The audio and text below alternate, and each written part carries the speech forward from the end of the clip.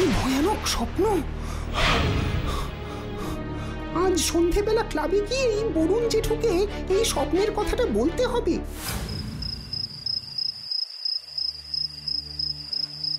ও বরুণ জেঠু বলো না, এমন ভয়ানক স্বপ্ন কেন দেখলাম? স্বপ্ন এক বড় অদ্ভুত বিষয় রে, এর সঠিক ব্যাখ্যা কেউই দিতে পারে না। তবে বেশিরভাগ লোকই বলে যেটা নিয়ে মানুষ বেশি চিন্তা করে সেটাই কোনো না কোনো ভাবে সে স্বপ্নে দেখে। কিন্তু আমি তো এরকম কোনো ব্যাপার চিন্তাই করিনি যে ওরকম একটা ভয়ঙ্কর স্বপ্ন দেখলাম। এসব নিয়ে আর বেশি ভাবিস না তো আকাশ, তার চেয়ে আমার গল্পটা আজ তোরা মন দিয়ে শোন। কিসের গল্প বরুণ জেঠু? আজ তোদের যে গল্পটা বলবো তার পেছনেও রয়েছে এক অদ্ভুত স্বপ্ন। অদ্ভুত স্বপ্ন মানে আমার স্বপ্নটার মতন বরুণ জেঠু? সব স্বপ্নই কি একরকম হয় রে আকাশ? এই স্বপ্নটা ছিল একদম অন্য রকমের একটা স্বপ্ন। স্বপ্নটা কে দেখেছিল? তুমি? না, আমি দেখিনি। এই স্বপ্নটা দেখেছিল নগেন খুড়ো। নগেন খুড়ো? তিনি আবার কে? বলছি সব বলছি, মন দিয়ে শোন। আমি তখন হরিহরপুর গ্রামের পোস্টমাস্টার মশাই। বলতে বাধা নেই, ওরকম গ্রাম আমি আর দুটো দেখিনি কখনো। এই কথা কেন বলছো?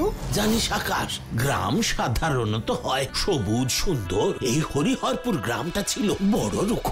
জলের অভাবে মাটি শুকিয়ে গেছে, প্রচন্ড গরম, গাছের পাতাগুলো ধুলোতে ঢেকে গেছে। মানে সোজা কথায় গ্রাম বলতে যে ছবি আমাদের মনে ফুটে ওঠে তেমন গ্রাম ছিল না এই হরিহরপুর। বুঝলাম, কিন্তু ওই স্বপ্নটার কি হলো এবার তো বলো। তা যাই হোক, সারাদিনে কাজের পরে বাড়িতে আর গরমে মন টেকতো না, তাই বেরিয়ে পড়তাম আড্ডা দিতে। কাদের সাথে আড্ডা মারতে? আমাদের একটা ছোট আড্ডা মারবার দল ছিল, সেখানেই আলাপ নগেন খুড়োর সঙ্গে। ভালো নাম নগেন বারুই। লোকটা বেশ হাসি খুশি, খোলামেলা মনের মানুষ। কিন্তু সেই মানুষ হঠাৎ কেমন পাল্টে গেল। কেন? মানুষটাকে পাল্টে দিয়েছিল একটা অদ্ভুত স্বপ্ন। স্বপ্নটা কি? বলছি এক সন্ধ্যার আড্ডার আসরে দেখি নগেন খুড়ো একদম চুপচাপ হয়ে বসে আছে। আমি বললাম, ও নগেন খুড়ো, আজ কি হলো আপনার? হ্যাঁ, এমন মাথা নিচু করে বসে আছেন কেন? মন মেজাজ ভালো নেই বুঝি? কি হলো? মাস্টার মশাই কিছু বলতেছে, কানে ঢুকতেছে না? আরে নগেন খুড়ো, তোমার হলোটা কি? 3-4 রাত চোখে ঘুম নেই, বুঝলে? 3-4 রাত। কি বলছেন নগেন খুড়ো? হ্যাঁ, 3-4 রাত চোখে ঘুম নেই কেন? কি হয়েছে? স্বপ্ন গো পোস্টমাস্টার মশাই, স্বপ্ন। একই স্বপ্ন রোজ রাতে দেখতেছি গো। উফ, কি ভয়ানক স্বপ্ন, আপনাদের আর কি বলবো। আরে বলে ফেলুন, দেখবেন বললে মনটা একদম হালকা হয়ে যাবে। নগেন খুড়ো তোমার কথা শুনে সেই স্বপ্নের কথা বলতে রাজি হলো বরুণ জেঠু? হলো। তা কি বললো? জানেন পোস্টমাস্টার মশাই, কথা নেই বার্তা নেই, কোথা থেকে এক সাধু বাবা আমাকে স্বপ্নে রোজ দেখা দিচ্ছে। আর কি ভয়ঙ্কর তার চোখ দুটো।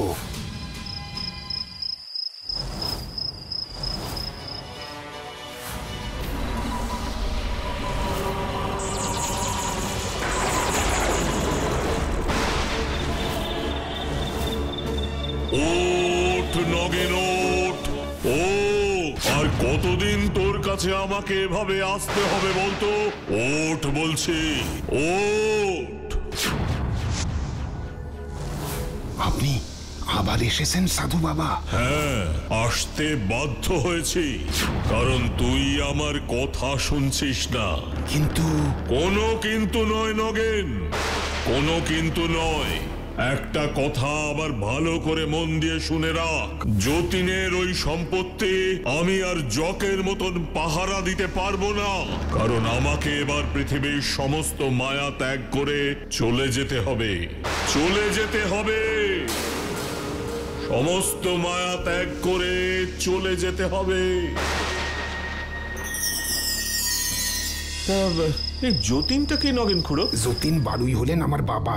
একসময় পাটের ব্যবসা করে অনেক বিষয় সম্পত্তি করেছিলেন। মায়ের কাছে শুনেছি বাবার নাকি 4 ঘোড়া মোহর ছিল। তো সেই মোহর এখন কোথায় গেল নগেন খুড়ো?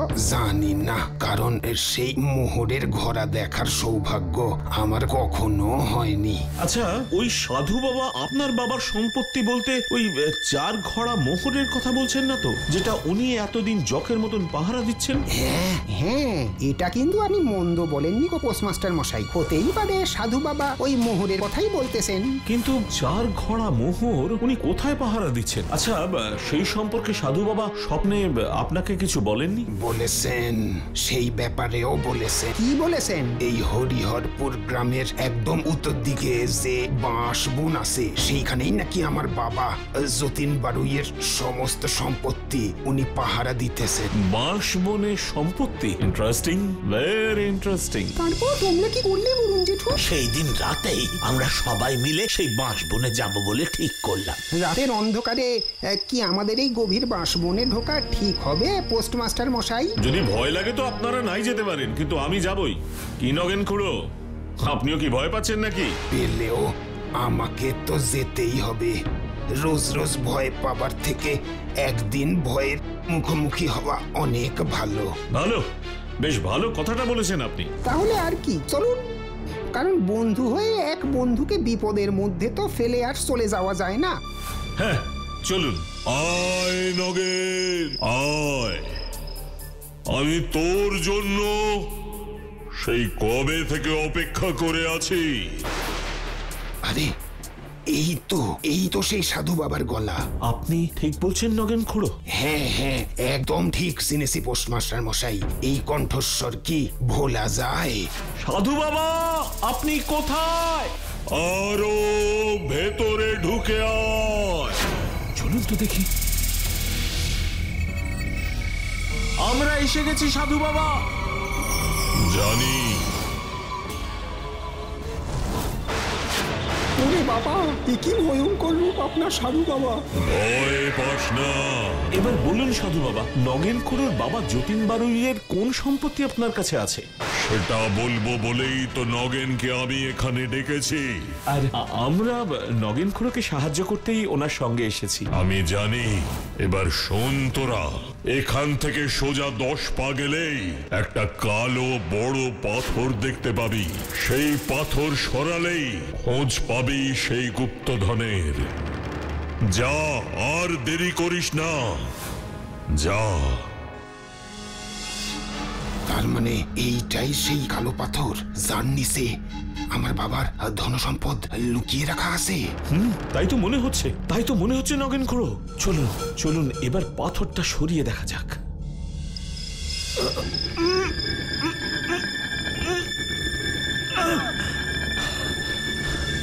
আরে, এটা তো একটা সুড়ঙ্গ। চলুন তো নগেন খুড়ো, আসুন সবাই নিচে নেমে দেখি। তার মানে আমার অনুমান একদম ঠিক ছিল নগেন খুড়ো। এবার চলুন এই 4টে মোহরের ঘোড়া নিয়ে উপরে ওঠা যাক। হ্যাঁ হ্যাঁ, চলুন চলুন। এই 4 ঘোড়া মোহরই তো আমার বাবা যতীন বারুই আপনার কাছে রেখে গেছিলেন, তাই তো সাধু বাবা? কিন্তু সাধু বাবা, যতীন বারুই হঠাৎ এই 4 ঘোড়া মোহর আপনার কাছে কেন রেখে গেলেন? কালু ডাকাতের ভয়ে। কালু ডাকাত? হ্যাঁ, সেই সময় কালু ডাকাতের অত্যাচারে কেউ কিছু বাড়িতে লুকিয়ে রাখতে পারত না। সেই ভয়েই যতীন এক রাতে আমাকে এই মোহর দিয়ে যায় আর বলে, কালু ডাকাত পুলিশের হাতে ধরা পড়লেই এই 4টে মোহরের ঘোড়া সে নিয়ে যাবে। কিন্তু কালু ডাকাতকে পুলিশ কোনোদিনই ধরতে পারেনি। আর তাই যতীন বাবুরও এই মোহরের ঘোড়া নিতে আর আশা হয়নি, তাই তো? কিন্তু এবার এই মোহর আমি নগেনের হাতে তুলে দিতে পেরে নিশ্চিন্ত হলাম। আর কোনো কাজ বাকি রইল না। এবার আমি মুক্ত। মুক্তি, মুক্তি আমার, মুক্তি। তারপর ওই 4 ঘোড়া মোহর আমরা সরকারের হাতে তুলে দিলাম। আর তার বিনিময়ে সরকার যে অর্থ দিল, সেই অর্থের একটা অংশ দিয়ে সাধু বাবার একটা মন্দির প্রতিষ্ঠা করা হলো ওই বাঁশবনের ভেতর। কি রে, কেমন লাগলো গল্পটা? দারুণ দারুণ। আর তোমাদের?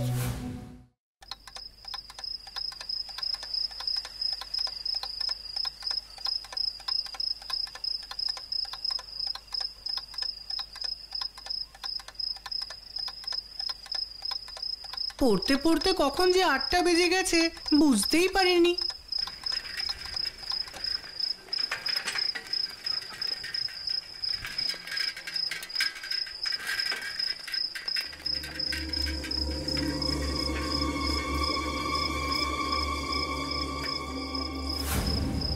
আরে আবার সেই লোকটা, একে তো আমার বাবার মতো দেখতে, কিন্তু আমার বাবা তো মারা গেছেন। এই লোকটা আবার কে? ভূত?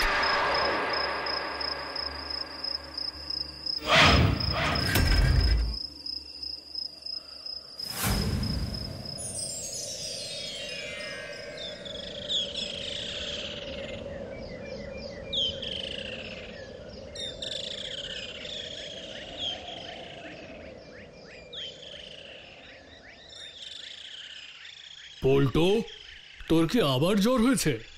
হ্যাঁ নায়েব আঙ্কেল, ডাক্তারবাবু কিছুক্ষণ আগেই ওকে দেখে গেছেন।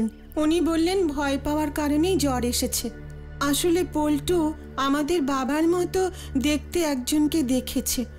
চুপ করো, এই সমস্ত ভুলভাল কথা পল্টুকে বলতে বারণ করবে, আর তাড়াতাড়ি ওকে ঠিক করো। আমি আর কটা দিক দেখবো? একদিকে এই বাড়ি, অন্যদিকে এই সম্পত্তির দায়িত্ব। জমিদার বাবু তো মারা গিয়েই মুক্তি পেয়েছেন, আর আমি ফেসে গেছি এখানে।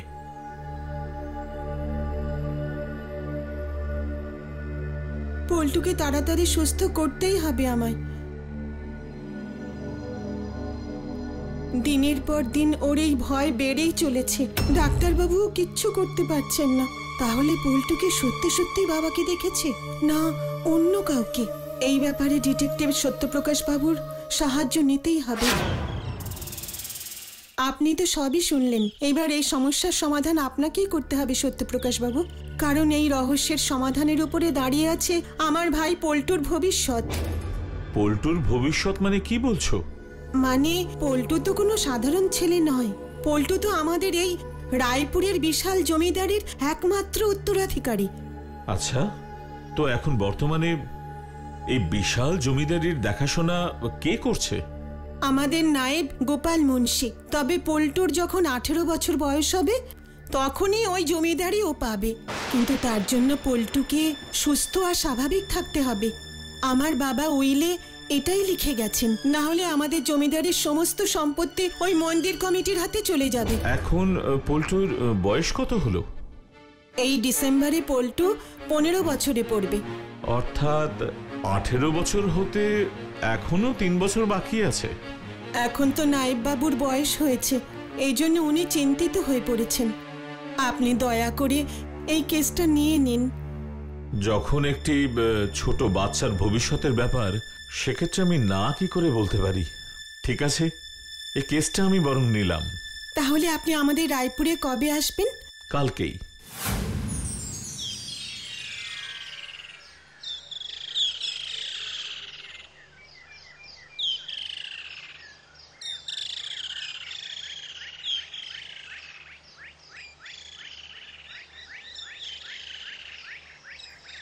আপনাকে দেখে আমি ভরসা পাচ্ছি।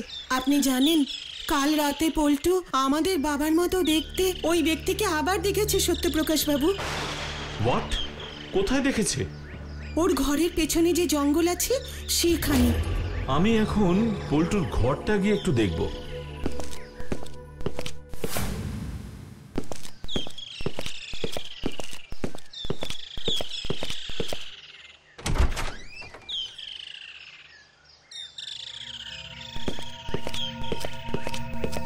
এই জানলা থেকে পল্টু ওই ব্যক্তিকে দেখতে পায়।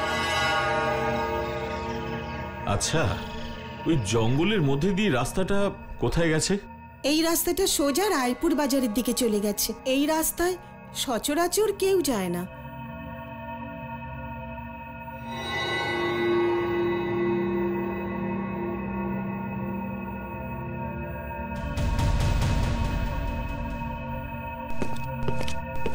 এখানে এটা কার ছবি? উনি আমাদের বাবা, নরনারায়ণ রায়। I say. এবারে আপনি একটু বিশ্রাম নিন সত্যপ্রকাশ বাবু। আমি আমাদের গেস্ট রুমে আপনার থাকার ব্যবস্থা করছি। Thank you. আপনি তো সত্যপ্রকাশ বাবু, কিন্তু আপনি এখানে কি ব্যাপার? আমি সত্যপ্রকাশ বাবুকে ডেকে এনেছি গোপাল আঙ্কেল, আমাদের বাবার মতো দেখতে ওই ব্যক্তির রহস্যের সমাধানের জন্যে। এতে সমাধান করার মতো কিছুই নেই রিমিমা। এটা পল্টুর ভুল ধারণা, আর আমার দুর্ভাগ্য। পল্টু যদি এইভাবে ভয় পেতে পেতে পাগল হয়ে যায়, তাহলে আমাকে সারা জীবন অপরাধী হয়ে থাকতে হবে। অপরাধী হওয়ার কথাটা উঠছে কেন? আপনি কি পল্টুকে ভালোবাসেন না? কি যে বলেন আপনি! জমিদার বাবুর চলে যাওয়ার পর ওদেরকে ছোট থেকে বড় তো আমিই করলাম, কিন্তু ব্যাপারটা অন্য। এই বিশাল সম্পত্তি আমার পছন্দ নয়। দেখুন না, কথায় কথায় আমি আসল কথা বলতেই ভুলে গেছি।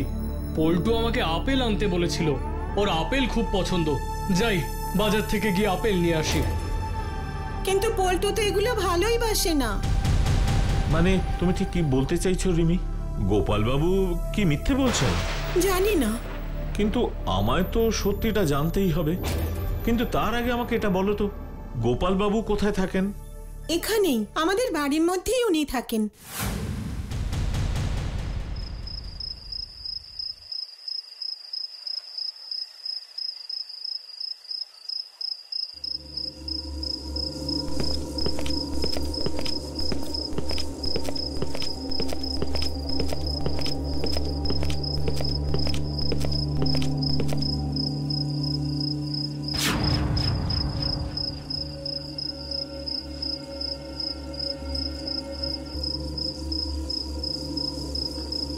ব্যাপার কি? এত রাতে গোপাল বাবুর ঘরে আবার কে ঢুকলো? এটা তো আমায় দেখতেই হবে। আপনাকে কে আমার ঘরে আসতে বলেছিল চন্দ্রনারায়ণ বাবু? আপনি জানেন না যে এই বাড়িতে ডিটেকটিভ সত্যপ্রকাশ বাবু এসেছেন?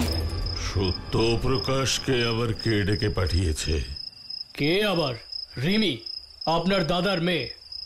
সে যেই হোক না কেন, এই রহস্যটাকে কেউ উদ্ঘাটন করতে পারবে না। আপনি একটুও চিন্তা করবেন না গোপাল বাবু। আজকের রাতে আমি পল্টুকে এমন ভয় দেখাবো যাতে সে পুরো পাগল হয়ে যায়। ঠিক আছে, যা করার সাবধানে করবেন। পরিস্থিতি কিন্তু ভালো নয়। এই ব্যাপারে আপনাকে আর কোনো কিছু ভাবতে হবে না। পল্টু, আমার কাছে চলে এসো পল্টু। আমি তোমার বাবা বলছি। তুমি কি আমার কাছে আসবে না? এসো, এসো এখানে। না না, তুমি আমার বাবা নও। আমার বাবা তো এই পৃথিবীতে আর নেই। না পল্টু, আমি মারা যাইনি। আমি তো তোমার বাবা। চলো আমার সঙ্গে। আপনার খেলা শেষ হয়ে গেছে চন্দ্রনারায়ণ বাবু।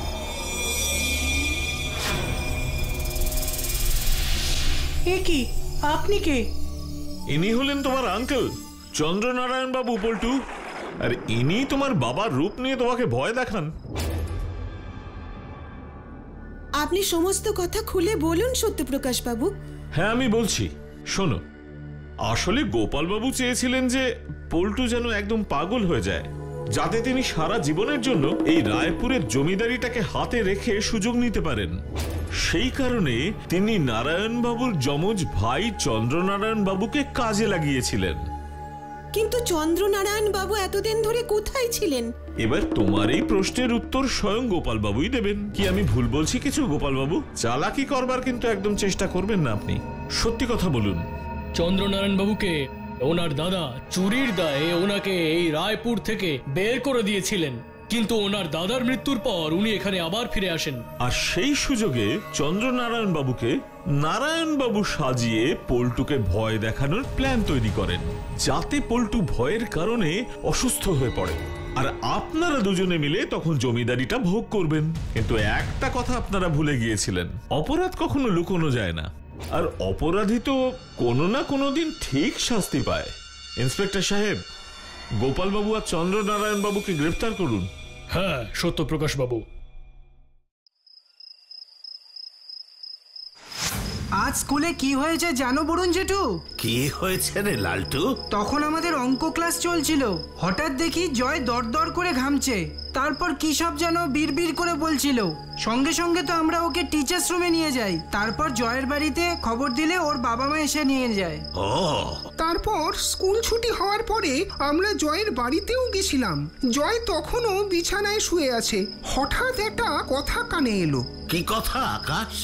জয়ের বাবা ওনার প্রতিবেশীকে বলছিলেন, জয় জয়ের দাদু চলে যাওয়ার পর থেকেই দেখছি মাঝে মধ্যেই জয়ের সঙ্গে এরকম হচ্ছে। তাহলে তো চিন্তার বিষয়। আপনি বরং কোনো একটা ভালো ওঝাকে ডাকুন, বুঝলেন?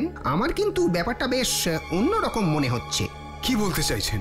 ওর দাদুর আত্মা মানে? আমার তো সেরকমই মনে হচ্ছে। এ ডাক্তার বদ্যির কাজ নয়, বুঝলেন? ওঝা ওঝা কোনো ভালো ওঝাই লাগবে এই সমস্যা থেকে জয়কে উদ্ধার করতে গেলে। শুনলে তো, আমিও সেটাই ভাবছি। এটা একেবারে ভুতুড়ে ব্যাপার। আমি যখন ছোট ছিলাম তখন আমাদের পাড়াতেও এরকম একটা ঘটনা ঘটেছিল। তুমি যাও যাও, আর দেরি করো না। একজন ভালো দেখে ওঝাকে খবর দাও। আমার ছেলেটাকে ওইভাবে শুয়ে থাকতে দেখে আমার বুকটা একেবারে ফেটে যাচ্ছে গো, একেবারে ফেটে যাচ্ছে। জয়ের দাদু মারা যাবার পর থেকেই এইসব হচ্ছে। এই কথাটা আজ বরুণ জেঠুকে বলতেই হবে। তোদের বন্ধু জয়ের এই কথাটা শুনে আমার একটা ঘটনার কথা মনে পড়ে যাচ্ছে। আমি যখন পোস্টমাস্টার হয়ে কেতুগ্রামে ছিলাম তখন ওখানে একটা ছেলের সঙ্গে ঠিক এরকম ঘটনাই ঘটেছিল। ছেলেটার নাম ছিল ফটিক। ফটিক? কি হয়েছিল ওর সঙ্গে বরুণ জেঠু? সেটাই তো তোদের এখন বলবো রে আকাশ। ফটিক খুব মিষ্টি আর দুষ্টু ছেলে ছিল। সবাই ওকে খুব ভালোবাসতো ওর ওই মিষ্টি মিষ্টি কথার জন্য। ফটিক ছিল ওর রাঙা মাসির, যাকে বলে একেবারে নয়নের মণি। ফটিক একটু চোখের বাইরে গেছে কি ওর রাঙা মাসি একেবারে পাগল হয়ে যেত। তাই প্রায় ফটিককে বলতো, ওরে ফটিক, আমার নয়নের মণি, তোকে না দেখতে পেলে আমি যে মরেও শান্তি পাবো না রে। সব সময় তুমি এরকম কথা বলবে না তো রাঙামাসি। তুমি আমাকে ছেড়ে কোথাও কখনো যাবে না। আমিও যে তোকে ছেড়ে যেতে চাই না ফটিক, একেবারে যেতে চাই না। কিন্তু যে রাঙামাসি ফটিককে ছেড়ে এক মুহূর্ত থাকতে পারতো না, সেই রাঙামাসি একদিন ফটিককে ছেড়ে চিরদিনের মতন চলে গেলেন। সে ফটিকের কি কান্না, কিছুতেই তাকে শান্ত করা যায় না। তখন ফটিকের মা ফটিককে শান্ত করবার জন্য বলে, কাঁদিস না, কাঁদিস না ফটিক, কাঁদিস না। তুই কাঁদলে তো তোর রাঙামাসিও খুব কষ্ট পাবে। বল, তুই কি চাস তোর জন্যে তোর রাঙামাসি কষ্ট পাক? কিন্তু আমার রাঙামাসি কোথায় মা? আমি কত করে রাঙামাসিকে ডাকি, মাসি তো আর আসেই না আমার কাছে। আমার মাসি কোথায় মা, বলো না। ওই যে চাঁদেই তো তোর রাঙামাসি এখন থাকে, ওখান থেকে রাঙামাসি তোকে সব সময় দেখছে। তাই আর কাঁদিস না বাবা। রাঙামাসি ওই চাঁদ থেকে আবার কবে আসবে আমার কাছে? আসবে আসবে, ঠিক আসবে। তুই শান্ত হয়ে আর দুষ্টুমি করিস না, তাহলেই দেখবি তোর রাঙামাসি আবার তোর কাছে আসবে। ঠিক আছে মা, আমি আর দুষ্টুমি করব না। তোমরা যা বলবে আমি ঠিক তাই শুনবো। এই তো লক্ষ্মী ছেলে আমার। ছোট্ট ফটিক মায়ের কথা বিশ্বাস করে নেয়, ভেবে নেয় সত্যি ওর রাঙামাসি চাঁদে আছে। আর তাতেই হলো বিপদের শুরু। কি বিপদ বরুণ জেঠু? প্রতিদিন রাতে চাঁদ দেখতে থাকে ফটিক। চাঁদে ওর রাঙামাসি আছে ভেবে চাঁদের দিকে তাকিয়ে কথা বলতে থাকে। কিছুতেই এই ব্যাপার থেকে ফটিককে আটকানো যায় না। কিন্তু ওদিকে রাঙামাসিও তো আর ফিরে আসে না। ফলে দিনে দিনে ফটিকের শরীর আর মন দুই খারাপ হতে থাকে। ডাক্তার এসে ফটিককে দেখে ওর বাবা মাকে বলে, ছেলে সুস্থ করতে গেলে হাওয়া বদল করতে হবে। কেতুগ্রাম থেকে কিছুদিনের জন্য অন্য জায়গায় ঘুরিয়ে আনতে হবে ফটিককে, যাতে রাঙামাসির কথা ও ধীরে ধীরে ভুলে যায়। ডাক্তারের কথা শুনে ফটিককে নিয়ে তার বাবা মা পাহাড়ে ঘুরতে গেল। কিন্তু পাহাড়ে ঘুরতে গিয়েও ফটিকের সমস্যা দূর হলো না। কেন বরুণ জেঠু, দূর হলো না কেন? সুন্দর পাহাড়ও ফটিকের মন ঠিক করতে পারলো না? না, পারলো না। কারণ রাত হলেই যে আকাশে চাঁদ ওঠে, আর চাঁদ দেখলেই ফটিকের ওর রাঙামাসির কথা মনে পড়ে যায়। চাঁদকে তো আর বাবা লুকিয়ে রাখা যায় না। তাহলে ফটিক কি আর কখনো সুস্থ হতে পারেনি? পারেনি তো। কিছুদিন পাহাড়ে থাকবার পর ফটিকরা আবার ফিরে এলো কেতুগ্রামে। আর তারপরেই ঘটতে থাকলো অদ্ভুত সব ঘটনা। কি অদ্ভুত ঘটনা গো বরুণ জেঠু, বলো না। ফটিক সবাইকে বলে রাঙামাসি নাকি সর্বদা ওর সঙ্গেই থাকে। ও যা চায় ওর রাঙামাসি নাকি তাই দেয়। সত্যি ফটিক ও রাঙামাসিকে দেখতে পেতো? পেতো, নিশ্চয়ই পেতো। তুমি এত জোর দিয়ে কথাটা কি করে বলছো বরুণ জেঠু? বলছি কারণ আমি নিজের চোখে তো দেখেছি সেই অদ্ভুত ঘটনা ঘটতে। কি অদ্ভুত ঘটনা তুমি ঘটতে দেখেছো, একবার বলো তো।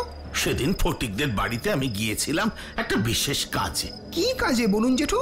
ফটিকের বাবা আমাকে বলেছিল আমার চেনাশোনা যদি কোনো ভালো ডাক্তার থাকে তাহলে আমি যেন ওনাকে বলি। তা আমি অনেক খোঁজ খবর নিয়ে একজন ভালো ডাক্তারের খোঁজ পেয়ে সেই ডাক্তারবাবু চেম্বারের ঠিকানাটা বলতেই ফটিকদের বাড়িতে গিয়েছিলাম। তারপর পোস্টমাস্টার মশাই, আপনি যদি দয়া করে ডাক্তারবাবুর ঠিকানাটা একটা খাতায় লিখে দেন তো খুব ভালো হয়। বুঝতেই তো পারছেন, ফটিকটার এই অবস্থা দেখে আমার মনটাও একদম ভালো নেই। ঠিক আছে, আমি এক্ষুনি লিখে দিচ্ছি। পেনের কালিটা বোধহয় ফুরিয়ে গেছে মনে হচ্ছে। একটা পেন হবে? আপনার পেন লাগবে পোস্টমাস্টার মশাই? আমি এক্ষুনি আমার রাঙামাসিকে বলে আপনার জন্য পেনের ব্যবস্থা করে দিচ্ছি। তুমি তোমার রাঙামাসিকে বলে পেনের ব্যবস্থা করবে ফটিক? হ্যাঁ, এই তো রাঙামাসি আমার কাছেই আছে। আমি এক্ষুনি রাঙামাসিকে বলবো আর রাঙামাসি আপনার জন্য পেনের ব্যবস্থা করে দেবেন। এসব তুমি কি বলছো ফটিক? হ্যাঁ, সত্যি বলছি পোস্টমাস্টার মশাই। এই দেখুন তাহলে। রাঙামাসি, ও রাঙামাসি, তুমি পোস্টমাস্টার বাবুর জন্য একটা পেন এনে দাও না। দাও না রাঙামাসি।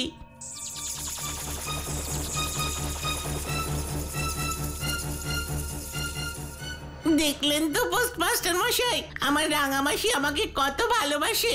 আমি যেই বললাম আর সঙ্গে সঙ্গে রাঙামাসি আপনার জন্য পেন নিয়ে এলো। হ্যাঁ, এ যে অবিশ্বাস্য। আমি নিজের চোখে না দেখলে এমন ঘটনা যে ঘটতে পারে কখনোই তো বিশ্বাস করতে পারতাম না। না, কখনো না। এই ঘটনার পর আমি কি করেই বার ফটিকের কথা বিশ্বাস না করে থাকতে পারি বলতে পারিস? তারপর কি হলো বরুণ জেঠু? গোটা কেতুগ্রামের সবাই তখন এটা বিশ্বাস করে নিয়েছে যে ফটিকের রাঙা মাসি মরে গিয়ে আবার ফটিকের কাছেই ফিরে এসেছে। ফটিক ওর সাথেই থাকে, ওর সাথেই কথা বলে, কিন্তু এটা তো আর বেশি চলতে দেওয়া যায় না। তাই ফটিকের বাবা একদিন কেতুগ্রামের সব থেকে বড় ওঝা কালীচরণকে ডেকে নিয়ে এলো ফটিকের রাঙা মাসির ওই ভূতকে বাড়ি থেকে তাড়ানোর জন্য। ওং রিং ক্লিং ফট, ওং রিং ক্লিং ফট। ভূত পেতনি শাকচুন্নি, এই বাড়ি থেকে বেরিয়ে যা এক্ষুনি।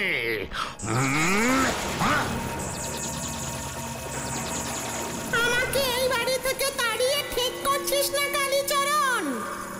মনে রাখিস, ফটিক আমার।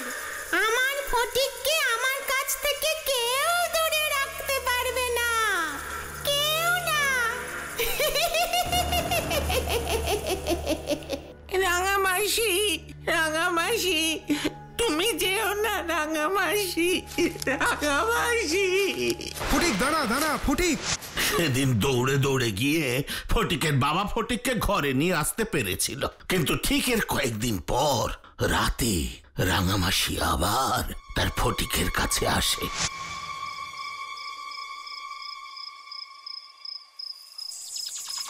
আয় আয় ফটিক, আয়। এই দেখ, আমি তো রাঙামাসি, তোর জন্য আবার এসেছি। রাঙামাসি, তুমি এসেছো? আমি যে তোকে ছাড়া থাকতে পারি না রে ফটিক। চলে আয়, চলে আয় আমার কাছে। আসছি রাঙামাসি, আমি আসছি, আসছি। তোকে আমার কাছ থেকে আর কেউ দূরে নিয়ে যেতে পারবে না রে ফটিক। কিন্তু রাঙামাসি, এই রাতের বেলা এত বড় আর গভীর নদী আমরা কি করে পার করব? আমি থাকতে তোর এত চিন্তা কিসের? আয়, আমার হাতটা ধর। রাঙামাসির আত্মা ফটিককে নিয়ে নদীর ওপারে চলে গেল। হ্যাঁ রে, আর তারপর ফটিকের আর কোনো খবর কেউ পায়নি।